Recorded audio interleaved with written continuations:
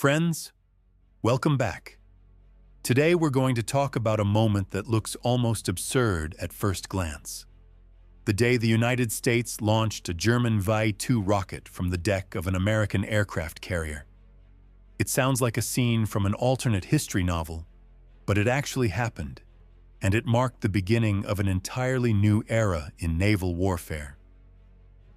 After the war in Europe ended, the United States transported a large number of captured V-2 rocket components to America.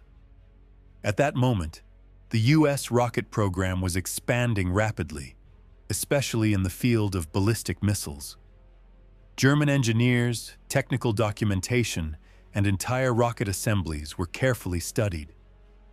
By April 1946, the first American test launch of a V-2 took place at the White Sands Proving Ground, and over the next year and a half, nearly 30 launches followed. But eventually, American military planners began asking a different question. Could such a large rocket be launched not from land, but from a ship at sea? This idea was not as strange as it sounds.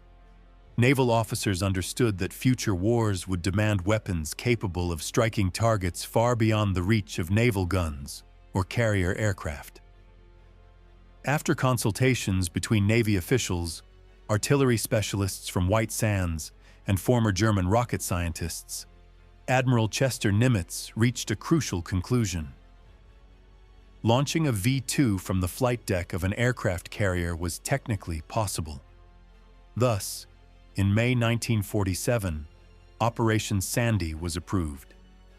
The aircraft carrier USS Midway was selected as the launch platform, and overall supervision of the project was assigned to Rear Admiral Daniel Gallery, Assistant Chief of Naval Operations for Guided Missiles. Gallery was clear about the purpose of the experiment. The goal was not to create a combat-ready weapon, but to answer fundamental questions about launching large missiles from ships operating at sea. The lessons learned, he argued, would shape the future of naval guided weapons and might even lead to entirely new classes of warships.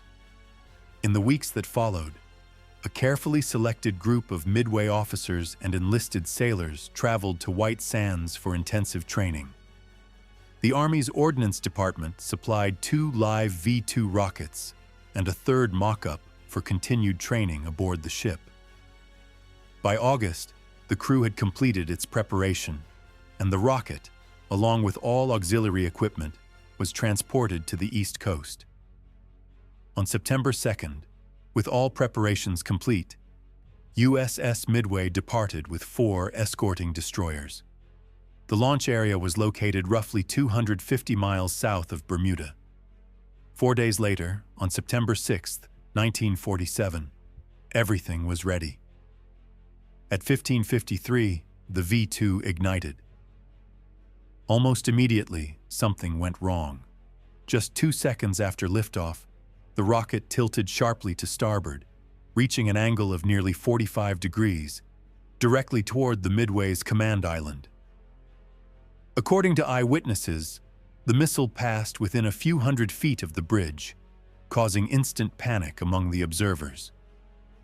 For a brief moment, it appeared that the carrier itself might be destroyed by the very weapon it was testing. Then, unexpectedly, the rocket corrected its trajectory and returned to a vertical climb. But the recovery didn't last. The flight profile soon became unstable. At an altitude of several kilometers, the V-2 lost control, broke apart into 3 main sections, and fell into the Atlantic Ocean. Despite the dramatic failure, the operation was officially declared a success. As Admiral Gallery later wrote, Operation Sandy demonstrated that a wartime German rocket could be launched from a modern aircraft carrier without compromising the ship's primary mission. For the first time in history, a large ballistic missile had been successfully launched from a vessel at sea. This test marked the beginning of a long process, one that would eventually lead to ship-launched ballistic missiles, guided missile cruisers, and a complete transformation of naval warfare. The V-2 never became a naval weapon, but its launch from USS Midway proved that the oceans themselves could become missile launch platforms, a concept that would reshape global military strategy for decades to come.